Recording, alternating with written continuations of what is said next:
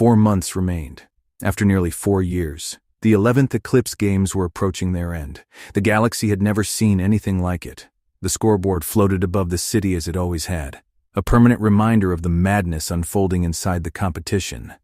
11th Eclipse Games, Year 3, Month 10. Contestants remaining, 2,400. Kill leader, Lord Rain, 364 kills. The number had become legendary, terrifying, impossible. No contestant in Eclipse history had ever reached those figures. Most winners finished the games with 20, maybe 30. The greatest killers in history had crossed 50. Some exceptionally brutal contestants had pushed beyond 100. But 364? It wasn't just a record. It was an entirely different category. Entire documentaries had been made trying to understand how Lord Rain had achieved it. Entire debates existed around whether the record should even count. And perhaps strangest of all, his success had changed the games themselves. For the first time in Eclipse history, combat was no longer king. The remaining contestants rarely fought, rarely hunted, rarely challenged one another. Instead, they hid. The 11th Eclipse Games had become known as the Eclipse of Shadows, an eclipse where camouflage mattered more than weapons, an eclipse where disappearing was more valuable than strength, an eclipse where survival meant making sure Lord Rain never learned your name. Across the galaxy, aspiring contestants had already begun changing training programs. Schools taught concealment, military academies taught stealth. People practiced hiding techniques, not because it was exciting, because it worked. The Lord had accidentally reshaped the entire competition. Reach Prime. Several days after Ellie's birthday celebration, Kenny sat comfortably on the rear balcony of his home. The afternoon sun painted the city gold. One of Reach's twin suns sat low on the horizon, while the second remained higher in the sky. The view never got old. Aurora sat beside him, swinging her legs from a chair that was slightly too big for her. She had spent the last 20 minutes talking non-stop. Kenny had understood maybe half of it.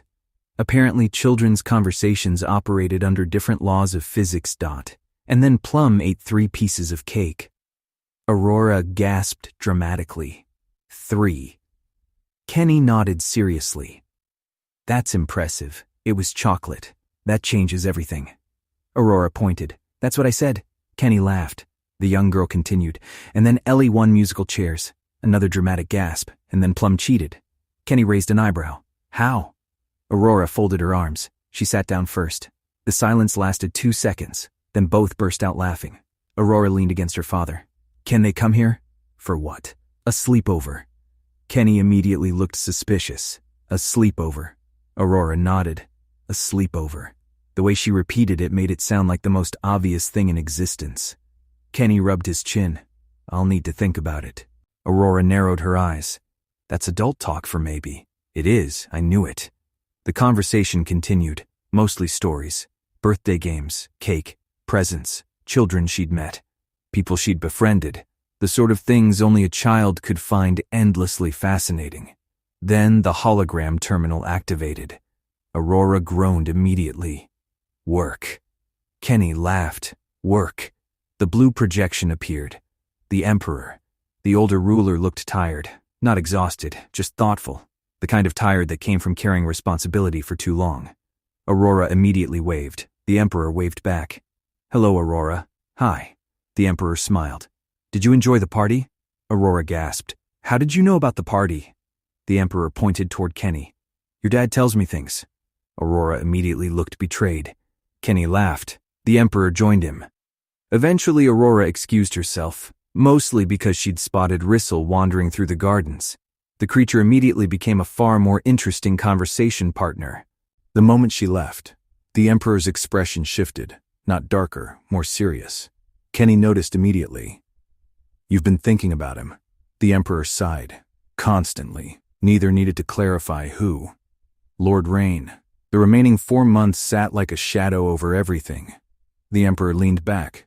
20 contestants. Kenny nodded. 19. The Emperor smiled slightly. Fair. Silence settled between them. Not awkward, just thoughtful. Eventually the Emperor spoke. What do we do if he wins?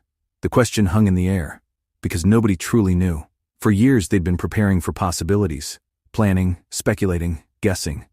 Yet now the end approached and none of the answers felt satisfying. Kenny folded his arms. If he wins. Another thought crossed his mind. We can't stop the ceremony.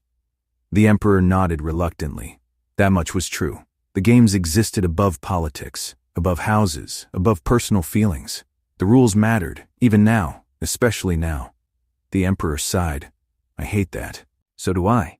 The conversation drifted. Ideas emerged. Security increases, military presence, additional screening procedures, contingency plans, evacuation routes, emergency response teams. Every possibility was discussed. Every possibility felt flawed, because Lord Rain wasn't predictable anymore. The old man had become too dangerous, too strange, too unstable. Eventually, Kenny spoke. What if we stopped thinking like rulers? The Emperor looked interested. What do you mean? We've been planning for a winner. The Emperor nodded. We should be planning for my father. Silence. The distinction mattered. The Emperor understood immediately. Kenny continued. He doesn't care about tradition. Another thought. He doesn't care about legitimacy. Another. He doesn't care about planets. Another. He cares about opportunities. The Emperor slowly nodded. That sounded correct. Dangerously correct. Kenny leaned forward. If he wins. His eyes narrowed. He not going to use the ceremony to celebrate. The Emperor's expression darkened. No. Kenny shook his head. He's going to use it to get close. Both men understood what that meant. The crown, the Emperor, potential targets, potential chaos. The ceremony itself could become a weapon. Eventually, Kenny stood, walked toward a nearby cabinet, opened it, removed one of the green canisters, the same canisters that had cured the mutants. The Emperor immediately recognized it. You still have one. Kenny nodded. I'm bringing it. The Emperor blinked. To the ceremony? Absolutely. The Emperor stared, then laughed softly. Of course you are. Kenny turned the canister in his hands. If he transforms, another look. If he mutates, another. If he loses control. Kenny shrugged. This might be the only chance I ever get. The Emperor considered that, and the more he considered it, the more it made sense. For years they'd viewed the canisters as medicine, but they were also something else, a countermeasure, perhaps the only one that existed. The Emperor finally nodded. Bring it. Kenny smiled. No argument? The older ruler laughed. You've saved my life twice. Another grin. You've rebuilt worlds. Another. You cured an entire mutant population. He pointed at the canister. If you think bringing that thing is smart? A shrug. I'm not going to stop you. Both men laughed. The tension eased slightly, only slightly, because neither had forgotten the scoreboard. 20 contestants, 4 months, 364 kills. The most dangerous Eclipse contestant in history still walked the arena, still hunted, still survived. Eventually the Emperor became quiet. His gaze drifted toward the city beyond Kenny's balcony. Do you think he'll make it? The question surprised Kenny, not because of what was asked, because of how it was asked, not strategically, personally. Kenny thought about it, about the games, about his father, about everything. Finally, he answered honestly. I don't know. The Emperor nodded. That was probably the only truthful answer. The call ended shortly afterward. The hologram disappeared. Silence returned. Kenny remained on the balcony, holding the green canister, watching the city below. Somewhere behind him, Aurora laughed at something Risol had done. The sound drifted across the gardens, normal, happy, peaceful. Exactly the sort of life he'd fought to protect.